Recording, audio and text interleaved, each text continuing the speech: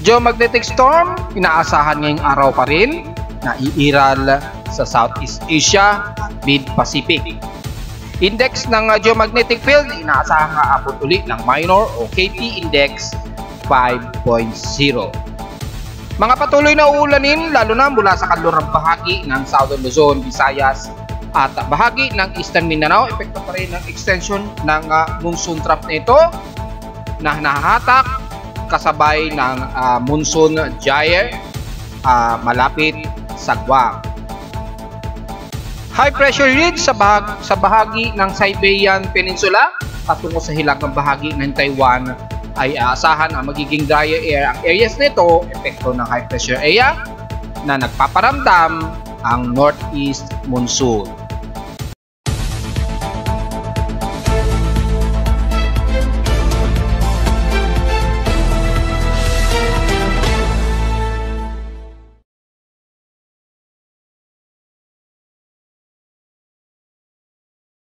Hello, good morning mga folks. Welcome po muli sa ating daily weather bulletin at analysis para sa araw ng Martes, September 26, 2023. Ang oras natin boys from umaga ay alas 10:34 na ng umaga. Well, unti-unting medyo umaalinsangan na ngayon dito sa amin sa Caloocan. So inaasahan sa Karatig Metro Manila. At makikita natin wala tayong masyadong nakikita na water moisture, water vapor na nakikitaan dito sa ating infrared microwave imagery.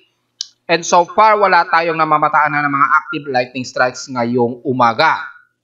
At kani-kanina, nagkaroon ng isang paglindol dyan sa bahagi ng Sarangani.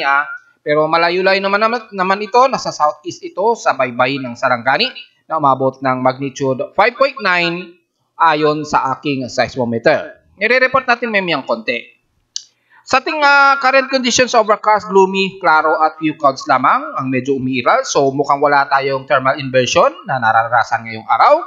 At makikita naman natin sa ating air quality from normal at nagmo-moderate pa rin ang ating air concentration. So medyo may mga mangilan-ngilan pa rin na pollutants na nadedetect ng aking aparato dito sa amin. Pero kung titingnan natin sa ating live CCTV snapshots, ay makikitang may matindi na ang pagsikat ng araw.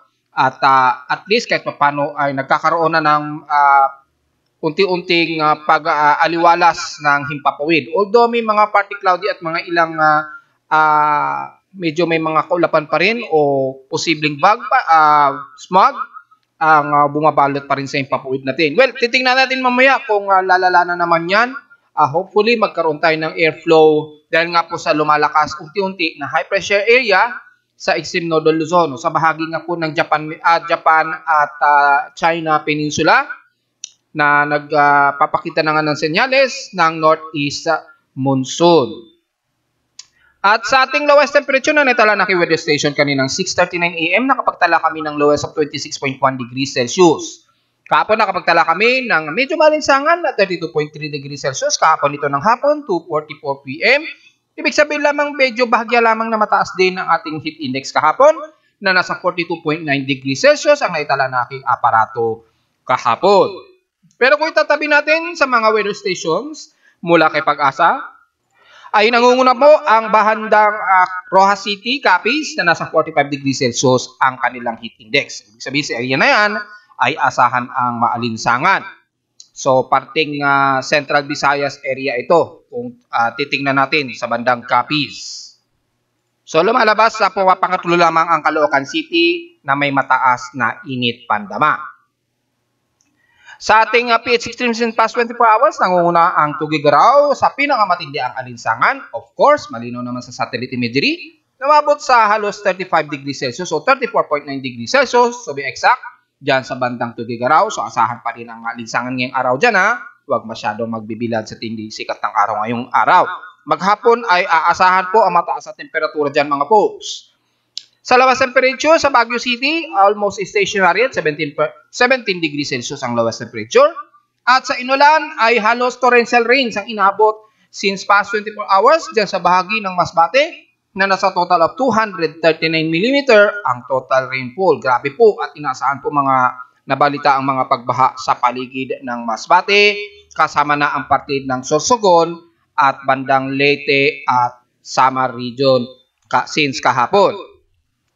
Kami sa Caloocan, since kaninang madaling araw siguro to, ay nagkaroon ng medyo drizzle rain na 0.10 mm ang ulan sa amin. So, parang baliwala lamang yan. At wala kami naitalang pag-ulan since kahapon mga folks. And so far, ay tahimik ang ating space weather status. Pero nasa forecast po natin na posible pong magkaroon tayo ng geomagnetic field nitong ngayong araw.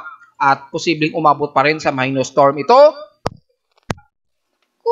At asahan ang posibleng mga geomagnetic storms na hanggang posibleng umabot ng G1 minor storm o KP5 index ngayong araw. So expected na po yan mga folks kung magkaroon tayo ng mga radio interruptions.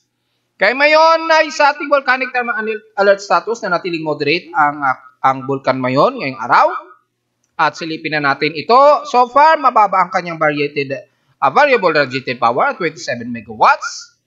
At yung kanyang infrared satellite imagery, kung sisilipin natin, medyo mayroon pa rin magmatic intrusion na makikita. At kung titingnan natin yung kanyang modifier, nasa confidence of 65% yung active magmatic intrusion. So, ibig sabihin, medyo aktibo pa rin ang pagbubuga nitong si Mayon. Ingat na lamang mga folks. Pero kung sisilipin naman natin yung synopsis mula sa data record o report ni PBOX, na natiling past 24 hours, mayroong naitala raw silang volcanic earthquakes, mayroong 82 rockfall events daw, so medyo may pagdaostos pa rin. May 3 pyroclastic density pa rin na umaadustos. So medyo halos constant na yung kanyang pagbubuga ay umaabot ng 3.4 kilometers. Sa may bongga po yan, southeastern. At 2.8 kilometers naman sa may bandang south at 1.1 kilometers naman sa bandang eastern Gulis. Yung pagdadaos sa mga ano yan is constant at stationary since mga nakaraang buwan. So manatiling mag-ingat na lamang at naasahan na natiling nasa alert level 3 ito at bawal pa rin lumapit at least 6 to 7 km permanent danger zone. At mababa naman yung kanyang naitalang SO2 emission at 882 tons a day lamang since September 25, 2023 ito na huling ni-record ni PBOX. Hindi lang natin alam kung constantly mababa lang talaga ang binubugan nitong SO2 ni Mayon Volcano. Pero yung kanyang mga intrusion ay medyo tumataas-taas. So mukhang mas aktibo yung kanyang magma compared sa pagbubuga niya ng SO2. Ibig sabihin po niyan, medyo malabnaw-labnaw at active po yung magma niya sa pinaka-magma chamber. Kaya yung SO2 emission, mabababa lamang ang level ng ibinubuga. Typically, ganun po yun eh. Pag sobrang aggressive o active ang pinaka-magma intrusion. Samantala sa ating dashboard, sa ating tropical weather monitoring, makikita itong si dating 91W, ngayon ay 13W na po. At nasa tropical depression. Within 24 to 48 hours o within 24 hours ngayong araw ay under dissipation na po yan at final warning na po yan dahil halos mid-subtropical na po kasi siya. Nasa kalupaan na siya ng halos buong Vietnam land or pagitan ng China-Vietnam zone. So typically under dissipation na po yan at inaasahang aalisin na rin yan sa aking tropical cyclone sector sa loob ng 24 o 48 oras. Pero yung kanyang pag-accumulate sa monsoon trough at southwest monsoon ay mananatiling magpapaulan pa rin sa ilang bahagi ng kaluran ng bansa, mga folks. Samantala sa ating outside humidity, nasa 72% po ang ating outside humidity. Mababa ito ng 1% lang since last hour. Manatiling katamtaman ng ating atmospheric pressure of 1,009 hectopascals. Steady ito since last hour. Sa ating high tide and low tide status, kasalukuyang nasa high tide levels tayo at may 4 hours and 40 minutes para mag-low tide o to be exact, 3:21 p.m. Philippine Standard Time. So, sa mga mangingisa natin, maliit na mangingisa sa may pampang na Manila Bay, ay relax lamang po dahil medyo kalmado naman ang ating karagatan dyan. So, tuloy-tuloy lamang tayo mga folks. At sa ating air quality nga ay nasa moderate air concentration tayo at index 58 or 15.38 micrograms per cubic meter ang kanyang particulate matter 2.5. So, nakalipas na 2 linggo halos sa hindi naging maganda ang ating air quality records. So, patuloy lamang tayo magmas mga folks. dahil nanatili pa rin nagmo-moderate ang ating air concentration despite na medyo nakakalusot na ng todo ang tinding sikat ng araw. Typically, mga mamayang hapon kasi ay magkakaroon na naman tayo ng accumulation ng mostly cloudy. Sa almanac, sa mga bibiyahe ngayong araw ay sumikat ang haring araw kaninang 5:45 AM at inaasahan lulubog ito mamayang 5:49 PM. At ang ating 85% illuminated o waxing gibbous na sinag ng buwan ay sisikat ito mamayang hapon, 3:31 PM. So kung sisilipin natin ay halos sa ang araw pa lang ang nakikita natin na nasa elevation of 68 degrees. Ang moon elevation pa lamang ay nasa coordinates of negative 65. So nasa malalim pa siya. Hindi pa siya kita. At sa ating paglubog naman o pagsikat muna ng buwan mamayang 3:31 PM nga po at inaasahang lulubog ito mamayang 3:16 kinabukasan na po ng 3:16 AM ng madaling araw. So take note yan mga folks. At sa ating local weather outlook para ngayong Huwebes at Miyerkules, inaasa magiging klaro ang himpapawid nitong hapon. Pero may mga posible pa rin mga localized thunderstorms. So medyo klaro ang himpapawid natin ngayong umaga. Pero hanggang maghapon daw ito, mamayang hapon, according sa forecast na ito ng aking monitoring system sa dashboard. Pero merong inaasahang localized thunderstorms pa rin. So inaasahan natin mamayang hapon yan o gabi. Ganon din bukas, magiging partly cloudy po ang maghapon at may localized thunderstorms. Pareng 100 chance po ang tsansa ng pag-ulan at ating highest at lowest temperature expected in 2-day weather forecast ay nasa 31 degrees Celsius pareho at lowest temperatures of 26 to 25 degrees Celsius. Samantala sa ulat lindol, nagkaroon tayo kaninang 9:39 AM. Nagkaroon po ng magnitude 6.9 o 6.5 sa aking seismograph. Na-post ko na yun sa aking Facebook page. Nagkaroon ng magnitude 6.9 sa bandang southeast ng Sarangani. Medyo malayo-layo naman to, pero alam naman natin sa mga taga Mindanao, dyan sa karagatan na yan, sa katimugang bahagi ng Mindanao, meron po kasi tayong underwater na volcano dyan. Kaya expected po, ang mas madalas na mga pagyanig talaga dyan mga folks, sa mga nagtatanong kung mayroon bang namumuong island. Well, so far, mukhang may mabuuman pero sigurado water o underwater volcano yan kapag may nabubuong burol dyan. Kasi po sa ilalim niyan ay mayroong active volcanoes dyan kung hindi ako nagkakamali. Kaya mas madalas po mga paglindol dyan, pagitan yan ng Indonesian Peninsula. So expected natin ang mas madalas na mga pagyanig sa bahagi rin ng Mindanao areas. Tako agad tayo sa ating ginagamit ng satellite imagery para makita natin yung real-time analysis natin sa lagay ng magiging panahon ngayong araw. Dahil nga po sa may umiiral pa rin na southwesterly sa may kanluran ng bansa. Pero malayo-layo na po ito so hindi na masyado nakaka-apekto ang halos sa northern part ng Luzon, lalo na sa kanlurang bahagi, yung epekto ng nahahatak na southwest monsoon. Typically, mga ilan lamang o forecasted na lamang ang uulanin ng kanluran ng Luzon, especially dyan sa may bahagi ng Zambales, kabilang na ang bahagi ng Mimaropa. So sa extreme North Luzon mula sa Babuyan Islands, kasama ng Ilocos Norte, Cordillera at Misery Region, Isabela, maging sa Cagayan Valley ay magiging malinsangan po at maaliwalas ang lagay ng panahon ngayong dyan, halos maghapon. Dahil nga po yung ridge ng high pressure area systems na nababalot ngayon mula sa bahagi ng Taiwan, pababa nito, dito sa portion nito ng northern part ng Luzon. Yung high ridge na high pressure area dyan ay inaasahan po magiging drier po at asahan ang maalinsangang lagay ng panahon. Pero nakataas pa rin ang forecasted na mga magkakaroon ng mga pagkulog at pagkidlat pagsapit po ng hapon o gabi. So magdala pa rin ng pananggalang sa ulan, lalo na sa hapon. Pero typically, mga isolated lamang na mga ilang light to moderate showers. At umulan man nito ay hindi naman nagtatagal at panandalian lamang.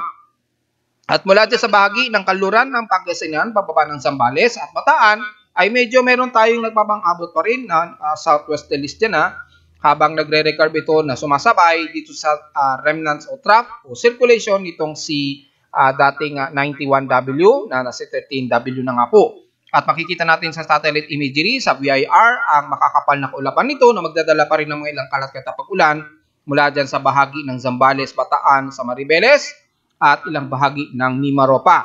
Pero mula sa may Central Zone, kasama na ang Bulacan hanggang Metro Manila, asahan na po magiging maalinsangan na lagay ng panahon mga poksa, kabilang na ilang bahagi ng Calabarzon sa Laguna, Batangas area. Asahan po ang mga kalat-kalat po na mga pag-ulan, pero pagdating ng hapon at paggabi naman po yun. Pero ngayong umaga ay asahan ang maalinsangan din na panahon at wala tayong masyado nakikita na kaulapan, so magiging fair weather po ang lagay natin hanggang sa Metro Manila. All the way, kabilang na ang bahagi ng Quezon Province, dyan sa Aurora, Camarines Norte at ilang parte ng Bicol Region. Dahil yung portion yan, medyo drier air po ang areas na yan hanggang sa bahagi ng Bicol Region. Kaya asahan ngayong umaga ang mga ilang maalinsangan lagay ng panahon. Forecasted lang din na magkaroon ng mga isolated rain showers pagsapit po ng hapon o gabi dahil meron pa rin tayong umiiral na monsoon trough na nag-flow dito, nag-accumulate kasama na mula sa bahagi ng Palawan, ilang portions ng west portions ng Visayas, Central at Mindanao Zone. Yung areas na yung ginuhit na natin ay medyo accumulated pa rin po ng monsoon trough na magdadala pa rin ng mga kalat-kalat na pag-ulan na may pagkidlat at pagkulog, kabilang na ang bahagi ng Romblon, parte ng dyan sa may bandang Panay Island, sa katimugang bahagi. Kung titingnan natin ng detalye sa Himawaray 8 ng malapitan, ay dyan sa bahagi nga po ng Iloilo, Guimaras Island, mula dyan sa bahagi ng Negros Oriental hanggang Occidental, mula Kabangkalan, Sipalay, pababa ng Bayawan City hanggang Dumaguete, at ilang bahagi ng katimugang parte ng Cebu City, lalo na sa Dumaguete, Siquijor, Oslob at Mabuan. Medyo makakaranas pa rin kayo ng mga ilang kalat-kalat na pag-ulan at maulap na lagay ng panahon hanggang sa ilang portions ng Bohol. Although mas mangunguna pa rin ang pagsikat ng araw dyan mga folks, pero may mga partlet na musulikaw din kayong aasahan dyan at mga isolated rain showers. Namamagitan pa rin kasi ang mainit at lamig na panahon dyan sa may silangang bahagi ng Visayas. Kaya nakayroon pa rin aasahan mga pag-ulan o kalat-kalat na pag-ulan dyan sa may bandang Eastern Visayas, especially sa may bahagi ng Sama Region at Masbate, Leyte, at dyan sa katimugang bahagi na ng Maasin. Pero bagamat magkakaroon kayo ng medyo katamtaman lagay ng panahon, asahan pa rin na magiging maulap sa maghapon at mga isolated rain showers sa may mga pagkulog at pagkidlat, lalo na sa silangang bahagi ng San Policarpio at Lawang, dyan sa northern part na at eastern part ng Samar. So, ingat pa rin at pagdala pa rin ng pananggalang sa ulan kahit na makakaranas kayo ngayong araw o ngayong umaga hanggang tanghali ng medyo pagsikat ng araw. At mula dyan sa bahagi naman ng Northern Mindanao mula sa Surigao del Norte at kabilang na ang hilera ng Northern Mindanao mula Butuan, Cagayan de Oro, Iligan hanggang Osamis, magiging parte tumusilikaw din lang din ang iiral dahil nga po sa mas accumulated po ang monsoon trough dyan na tumatawid sa inyo mula Zamboanga Peninsula, South Sajen, hanggang dyan sa may bahagi ng Davao Region. Makikita natin sa heavy rain potential. Kalat-kalat po ang heavy rain potential, lalo na sa may bandang southeastern part ng Davao Region. Dyan sa bahagi ng Governor Honoroso, mula dyan hanggang sa Compostela Valley, Katiil, at Bislig at Hinatuan, bahagi ng Agusan del Sur. Pataas na po yan ng Prosperidad, Bayungan City, at dyan sa bahagi ng Agusan del Norte, ay makakaranas pa rin kayo ng mga part dito mo sa Kaudi at mga kalat-kalat na pag-ulan, pero may mga ilang po heavy rain potential, lalo na sa bahagi nga po ng Davao Region. So sa mga taga Davao City, ay paghandaan kung sakaling lumapit ang surface trough nito na accumulated ng monsoon trough dyan sa bahagi nga po ng southeast ng Davao Region. Typically, lagpas ito ng 100 mm na total rainfall. Dahil embedded pa rin siya na Intertropical Convergence Zone lines, extended hanggang Palau. At dahil nga po sa sumasabay siya sa sirkulasyon ng malawak na monsoon gyre dito sa may silangang bahagi sa pagitan ito ng border ng ating PAR, na-report ko na yan ng isang araw ay may accumulation kasi ng monsoon gyre na namamagitan nga po sa may Guam at nagsisirculate ito between kay 92W. At yung monsoon gyre na yan ay nagpapahatak nito sa kaulapan nito mula sa may Eastern Mindanao at Southeast ng Mindanao kasabay ng monsoon trough na magpapaulan sa ilang bahagi ng Southeastern Mindanao, Silangan ng Mindanao at Eastern Visayas anumang oras ngayong araw.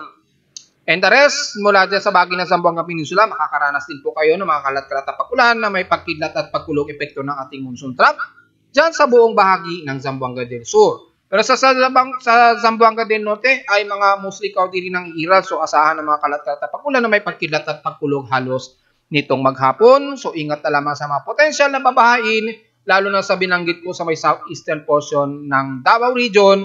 So expected o posibleng madamay ang Davao City. Depende sa magiging galaw ng monsoon trough nito na lalapit sa parte ng Davao Region. Tako agad tayo sa ating future generated tropical cyclone sector. Ay mukhang matatapos ang buwan ng September, mukhang wala tayong malakasang bagyo ang umiiral ngayong buwan. Medyo good news, pero ang bad news nga po ay dahil may El Nino tayong asahan po ang mas mataas na drought index sa bansa. Samantala, sa ating computer-generated tropical cyclone sector ay itong si 13W ay nasa portion na nga po o nasa vicinity na po siya ng Vietnam. Ayan na nga po. Nasa vicinity ng Siapon o Banlambung dyan sa bahagi pa rin ng Vietnam. At nakakaranas sila ngayon ng matitinding malalakasan ng pag-ulan dyan hanggang Naknum Panom, Mukdahan at Yosoton ng bahagi ng Vietnam. Pero yung excess, yung malawak na sirkulasyon niya na nahahatak ng monsoon trough kasabay na ng southwest monsoon ay nagpapaulan naman sila ibang bahagi ng Hainan at Xinjiang sa southern China. Kaya hindi na masyado nararamdaman ito o naka-apekto ngayon sa bansa ang most ng mga kaulapan nito. At itong si 92W naman na natiling insignificant dahil nga po sa umiiral na monsoon gyre. Yan sa paligid na yan. Yung monsoon gyre na yan ay medyo pumipigil pa na magkaroon ng enhanced circulation itong si 92W. At gaya ng aking analysis kahapon, medyo typical o alanganin na itong pumasok ng ating Philippine Area of Responsibility dahil nagkaroon ng insignificant circulation, epekto ng ating monsoon gyre. Kaya medyo hindi naging successful gaano yung sirkulasyon ni 92W. At kung titingnan natin sa kanyang significant, despite na ang kanyang central air pressure ay nasa 1,004 hectopascals, walang naging significant na intensification sa kanyang circulation. Di gaya ni dating 91W nga na naging tropical depression pa ang kanyang category. So, posible na rin ma-dissipate ito sa loob ng 48 o within 55-hour period. Maaari na rin itong alisin dahil mako-consider na itong magiging trough dahil nababalutan ng sirkulasyon ng monsoon gyre. Ang monsoon gyre kasi isa na rin sa factor yan, parang isang low pressure area ay ma-dissolve at maging isang remnants na lamang dahil hindi siya permanente na magsisirculate ng pino dahil nga po napapahina ito o nababaltak, na-i-scatter gawa nga po ng isang gyre system. At kung titingnan naman natin sa ating monitoring sa tropical cyclone primary, ay hindi masyado aktibo itong si 92W, maliban lang kay dating 91W. Ayan nga po, ay nakalabas ito ng ating Philippine Area of Responsibility bilang isang active low pressure na nagpaulan ng isang araw kasama na sa Metro Manila. Kung natatandaan ninyo, umabot ng 130 mm mahigit ang inulan sa amin bago ito tuloy ang umexit ng Philippine Area of Responsibility. So mukhang sa buwan ng September, mukhang itong si 91W lamang ang nagdulot ng malakasang pag-ulan sa parte ng kalurang bahagi ng Luzon, kabilang na ang Metro Manila. Maliban dyan, mukhang wala tayong inaasahan na anumang malakas na tropical cyclone so far. At kung sisilipin natin yung mga last tropical cyclones, ay naging malakasan lamang ang mga tropical cyclones since noong August. By August o July. Pero ngayong September, mukhang tila wala tayong inaasahan pang namuo na isang tropical cyclone. Typically, puro mga low pressure area lamang. At hanggang doon na lamang ang inabot. And the same time, wala tayong naging record na malakas na mga bagyo. So mukhang sumablay yung mga forecast namin na expected na magkakaroon ng at least mga 2 o 3 tropical cyclone na maaring mabuo. Pero may forecasted naman ako na typically 3 rin na puro low pressure area at puro lilihis naman ito kapag hindi pumasok yung forecast namin na magkakaroon ng isang malakas na tropical cyclone. So, pasok pa rin siya sa aking analysis. Kasi kung magkaroon man tayo ng malakas ang bagyo, typically 3 ito. Kapag hindi naman natuloy, ay puro low pressure at inaasahan puro lihis din ang mangyayari. Samantala sa ating West Pacific Monitoring, dito sa may silangang bahagi ng Visayas sa labas ng ating Philippine Area of Responsibility, bukod sa mayroon tayong umiiral na monsoon gyre, may kasabay naman na may namumuong isang active possible o panibagong invest low pressure area dito sa bahagi ng bandang silangan ng Guam. Yan ay titingnan natin, then at least nasa lumalabas sa 60 to 70% po yung kanyang anomaly, pero yung kanyang TCFB anomaly ay nasa mahigit 50% na po siya o 60%. So maaaring magiging bagong candidate ito kasunod ni 92W. Gaya nga aking analysis ng isang araw, posibleng maging si 90TW na po ito kung sakali mga folks, so babantayin natin. Pero kung obserba natin sa kanyang global spectrum model, halos hindi pa masyadong significant dito sa pinapakita ng data feed ni GMA. Maliban dito sa gumagalaw nitong si 92W, yung kasunod niya halos insignificant pa. At may mga ilang intertropical convergence circulations dito sa babandang Marshall Island. At kung titingnan naman natin ang mga computer models, very insignificant pa ang pinapakita nito, pero may mga ilang tropical wave tayo na mamataan sa may bandang Marshall Islands. Kay SMW, ganun din, halos sa maliban sa monsoon gyre dito, sa malapit sa PAR, ay wala ring pinapakita na isang bagong sirkulasyon. So malayo sa pinapakita ng ating West Pacific Basin Monitoring. However, kung titingnan naman natin yung mean sea level pressure, halos sa bukod kay 92W, wala man tayo nakikitang bago significant na low pressure systems dito. Pero kung pagbabasa natin ang mean wind shear circulation, kung merong favorable shear, well, halos conjointed po. Ayan halos conjointed dito sa sirkulasyon ng monsoon gyre. Ito kasing malawak na monsoon gyre. At merong isang low pressure area dito na mukhang nabubuo o nag-i-invest. Ayan nasa around 22 kilometers, 17 to 22 kilometers per hour yung kanyang sirkulasyon. Pero dahil nakakasabay pa rin siya sa pinaka-monsoon gyre, titingnan natin kung magkakaroon ng improved circulation yan. Dahil kung pagbabasin natin ang convergence niya, yung upward low convection, kung mataas na. Well, sa may bandang southeast ng Guam, mataas na po siya. Ayan nasa around 33 kilometers, 17 to 33 kilometers per hour yung sirkulasyon. Pansinin niyo yung flow ng monsoon gyre. Ito po si 92W. Ayan, sa portion na yan, nandiyan si 92W. So, itong bagong sirkulasyon na to o posibleng invest, ay ating babantayan sa loob ng 55-hour period. Pero mataas na kasi yung kanyang candidacy na pwedeng itaas as bagong invest, low pressure area o posibleng tawaging si 90TW. So, titingnan na lang natin mga folks. Dahil kung titingnan natin yung kontrahangin sa kanya, kung mataas din ba, ay the same mataas din po. So, ibig sabihin, mataas na ang potentially nito na maging isang invest sa loob ng 24 to 48-hour period. Pero obserbahan ko yan within 55 hours. So, maaaring ngayong araw, bigla ito itaas ng aking tropical cyclone sector as 93W. So, titingnan na natin ng mga folks dahil medyo bahagya muna itong kikilos pa northeastward, pa northeastward nga dahil nga po sasabay ito sa sirkulasyon ng monsoon gyre. Sasabayan sa sirkulasyon ng monsoon gyre pag ganyan. Ganyan kasi yung sirkulasyon ng monsoon gyre natin. So magdedepende yan kung sasabayan kay monsoon gyre at tingnan natin kung ito ay babalik dito sa pa-north-northwest ang direksyon niya. Sa ngayon ay nakikita natin sa mga forecast nito na maaari pa isang kumilos pa northeastward. So, titingnan natin sa loob ng 55 hour kung ito ay mag-iisang active low pressure area. Sa ngayon, mababa pa po at mababa pa ang tsansa nito na mag-iisang ganap na bagyo mga folks ha. So, take note yan. Well, silipin naman natin yung informasyon natin sa ating dam water reservoir. Makikita natin ay puro matataas po ang level ng ating water reserves mula Angat Dam, Ipo Dam at La Mesa Dam. So, wala tayong masyadong problema. Ito ngang si Angat Dam mula nung nakarang araw halos lumagpas yung pinaka-normal high level water nito. Pero ngayong araw typically ay nag-normalize na po siya. Nasa 207.18 meters na lamang. So tama na po at sapat na po yung level ng kanyang water reserves maging kay Ipo Dam. Pero kay Ipo Dam almost apaw siya.